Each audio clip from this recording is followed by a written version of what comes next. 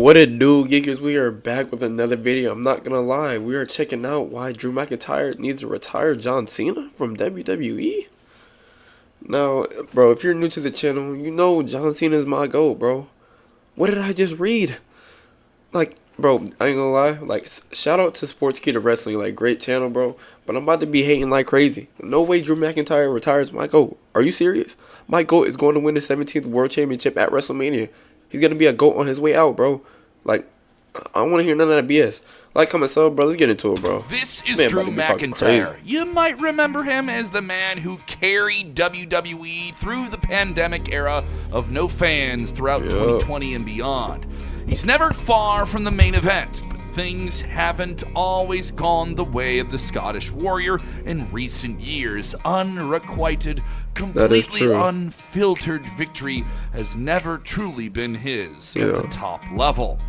Be it the fault of Roman Reigns and his entire family, CM Punk, or even his own brash overconfidence and hubris at times. That's on him, though. No mistake, that's his fault. Drew McIntyre is still a very significant player at the top of WWE's card as he waits in the shadows for another return.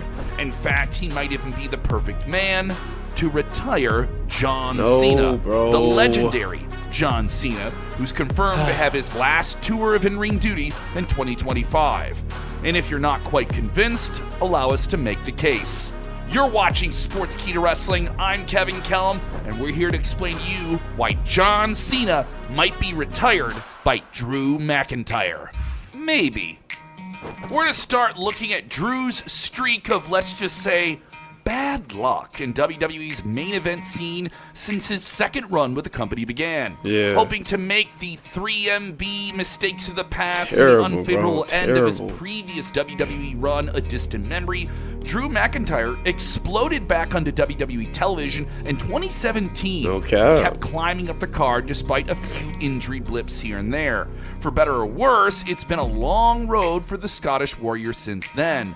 But right now, we're going to take a look at his star-making win in the 2020 Men's Royal Rumble match. Oh, yeah, this was, bro, 2020 Royal Rumble, bro. Sorry, bro, I keep sniffling, bro. I'm sick or something, bro. I got allergies, whatever.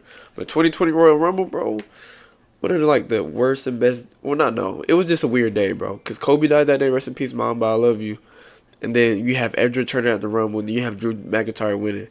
Those two things were perfect except for Kobe dying. Just a weird day, bro. But it's memorable. To the WrestleMania 36 main event at Raymond James Stadium in Florida, where he would dethrone Brock Lesnar and be crowned WWE champion to a raucous ovation, the entire wrestling world watching, but that's not the way it happened. Drew. It may have been the intention, but it's not the way it went down. No fans, Drew did beat Brock Lesnar in an empty, silent WWE Performance Center as the world responded to the global pandemic.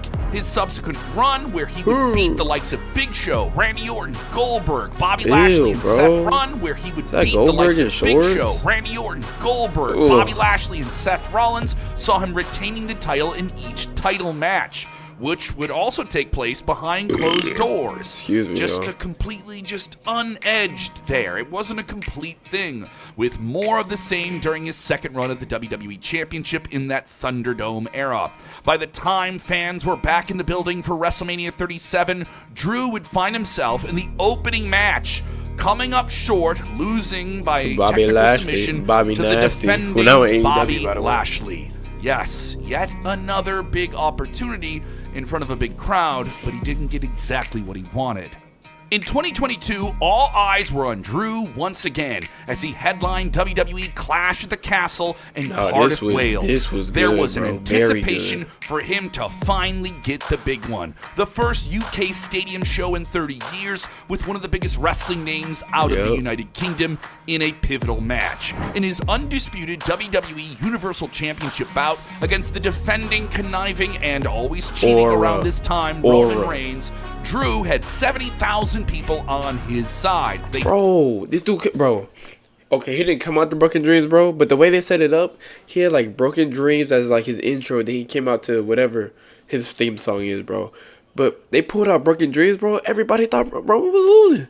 You thought Drew McIntyre was winning. He pull up Broken Dreams, bro, and then the way the match was set up, Drew hit Roman with a spear, bro, and then he hit him with a what's it called?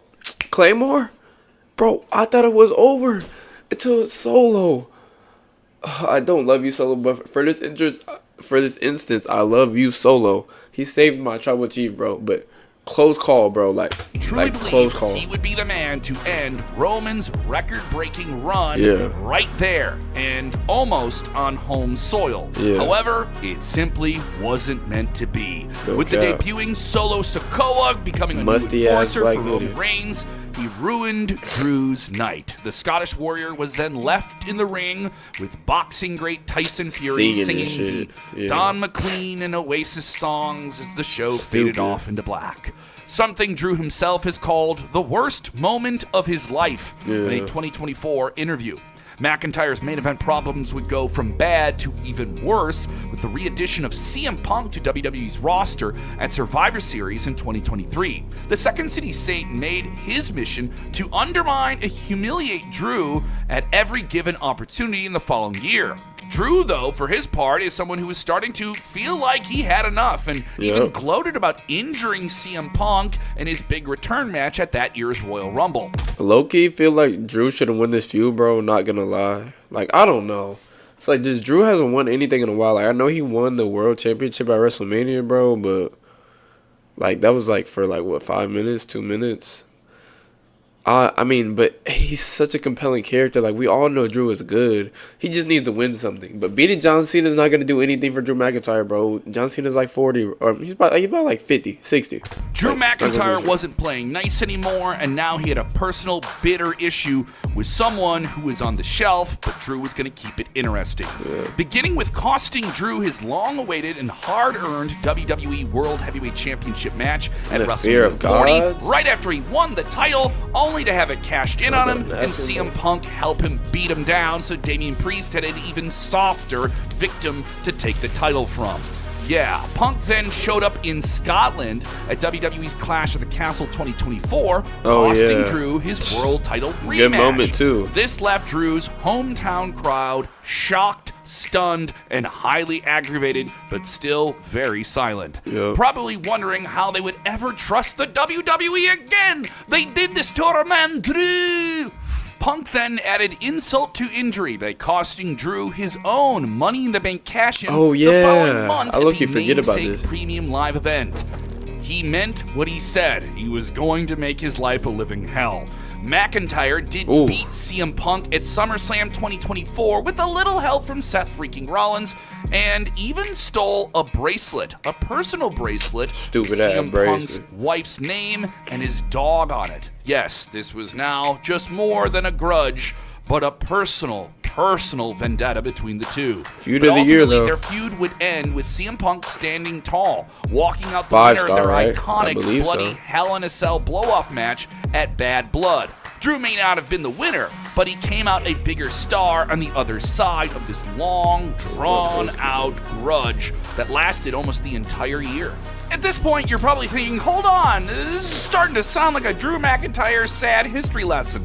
Where does John Cena fit into all of this? Stop, bro. Leave him out of this, bro. Let him do his own thing. All of that losing and bad luck, well, it doesn't exactly leave a guy looking or feeling like the Chosen One. A name that WWE gave Drew McIntyre in his initial run with the company, even having Mr. McMahon dub him the Chosen One, which is an all too familiar story with Britain's first ever WWE champion. So how can WWE have the right to right these wrongs? Well, how can they make up for the what-ifs, the almost was but never becames with Drew McIntyre? How do they re-establish Drew as a monstrous threat to the main event scene and an all-time great in the company? Someone worthy of the name Chosen One. Someone worthy of being what he not by retiring John Cena, bro. Come on, like, okay, look. So Kurt Angle, right? Kurt Angle retired at WrestleMania 35, right? Everybody wanted John Cena to retire Kurt Angle. But guess who retired Kurt Angle? I mean, you know, but because it's so bad. I mean, Baron Corbin is a good talent, bro, but Like, he shouldn't have been the one to retire, you know what I'm saying, Kurt Angle, bro. Why, bro, there's no correlation. Why should Drew McIntyre retire John Cena, bro? I feel like, bro, just leave him out of it, gang. Let him go on that run and get the world title and let him get it, you know what I'm saying? Like, I'm being biased here, but Drew should have nothing to do with Cena, bro. Like, go play, I don't know, go play with some swords, go look at CM Punch shorts or something, like, go get another bracelet, bro. Like, don't mess with my GOAT Cena, bro. We don't need none of that. By having him me, bro. retire the real Chosen One, the 16-time world champion, John And Cena. I keep positive, bro, but John Cena really wasn't the chosen one, bro. If y'all know, he was about to get fired. He came up with a gimmick, or I guess, Stephanie McMahon heard him rapping on the bus, and he made himself into a star, bro. Like, he wasn't the chosen one, so let's not do that. Cena, who just so happens to be returning for his final run in 2025, starting reportedly with Raw's Netflix debut in January 2025. It's only a month away, y'all. It's safe to assume that Big Match Johnny's got a handful of big matches left in him, and to honor him going off into the sunset, it could be a career-defining moment for whoever gets to do it. That truly is going to be a special honor, maybe even one that people compete for. Something like the level of The Undertaker retiring Shawn Michaels at WrestleMania 26, or Brock Lesnar ending The Undertaker's streak at WrestleMania 30. It's gonna be that important, just without all of the shock, disappointment, sadness associated with the moment. After all, Cena is the man who was looked upon by WWE as the greatest of all time. I mean, but he the man is. who represents everything they've ever wanted to be as a company and one superstar, and maybe one of the biggest names to ever transcend the pro wrestling business into Hollywood. So why not let Drew McIntyre be that man to put him away for good? Really establishing him as a towering, unbeatable monster of his era, taking issue with, hunting down, and putting out John Cena, a beacon of hope, the childhood hero of so many, R-Truth notwithstanding. It would make a very evil Drew McIntyre who feels he's doing the right thing, he's the hero in his own story, but the villain to everyone else. This would truly vilify Drew McIntyre to a whole level. Drew McIntyre's... Yo, Drew, bro, Drew McIntyre, bro, I'm talking to you right now. Stay away from my GOAT, bro. Don't make me call John Cena. Don't make me call CM Punk, bro. Don't make me call Seth Rollins, bro. Matter of fact, don't even make me call Bobby Lashley. Don't make me call Randy Orton. Don't make me call 3MB back to get the band together, bro. You're going back to catering, bro. Do not touch my GOAT Cena, bro. Leave that nigga alone. He's about to touch greatness, bro. Go chase Seth Rollins. Go chase Gunther. Go chase Roman Reigns or something. And no shot to my other GOAT, Roman. But leave GOAT alone. His last year, bro. Leave my GOAT alone. Pre-existing frustrations with part-time and returning stars like Punk and Roman Reigns, combined with the unfortunate bad luck and his failure in some major moments in the main event scene, could feed perfectly into his diabolically motivated plan to destroy John Cena. He was supposed to be the chosen one, and on two separate occasions in 2009 and 2020, the world had other plans despite his best efforts. But John Cena, he's always been the chosen one, sitting on top of the card, unhindered, squashing anyone and everything who dared to step up to him, but also being loved at the same time. He, in Drew's mind, would be the epitome of everything that is wrong with WWE. The source of all of his frustrations, though misplaced, he would target him. From a creative standpoint, it could make sense to tell fans Cena's run is ending before its time. And the plan certainly seems like it's going to be at the end of 2025, making them think there's more to come before bringing it to an unexpected end with some swift and brutal Claymore kicks, similar to how Brock Lesnar dominated Cena in the main event of 2014. We don't gotta talk about that. Match to end a career. I don't know if that's exactly how it could go, but wow, what would it make people feel? This could be an aggressive, dominating, almost shocking victory for Drew McIntyre, following a war of words and a series of vicious attacks to build to the big match. After all, Drew's just giving the fans what they claimed they wanted for so long in the 2010s. John Cena gone for good. And what better way to take him out with your frustrations? And it's so crazy, bro. Oh, same thing with Roman, bro. Everybody wanted John gone, bro. Super Cena this, Super Cena that. And when he's not here, it's like Cena coming back. Like, nah, bro. Like, I know I got some Cena lovers down there, bro. If y'all with me, y'all with me, gang. But all y'all other dudes who switching up, nah, bro, stay on that side. What John Moran said, yeah, stay on that side. You know what I'm saying? Stay on that fucking side, nigga. That's my goal. That's not yours. Don't beg for him back when you didn't want him, bro. And the WWE, then by permanently destroying the man who's been their most recognizable babyface for the last 2 decades or so.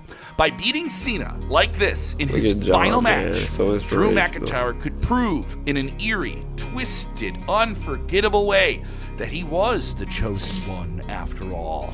And they just didn't specify when he was chosen for, but he would simply take the moment and choose it himself. And when would this hypothetical match take place, I hear you ask? Well, WrestleMania 41 could be an obvious choice, but that might be a little bit too soon given the timescale that Cena has presented himself, and fans probably deserve at least one more happy memory of John Cena at WrestleMania.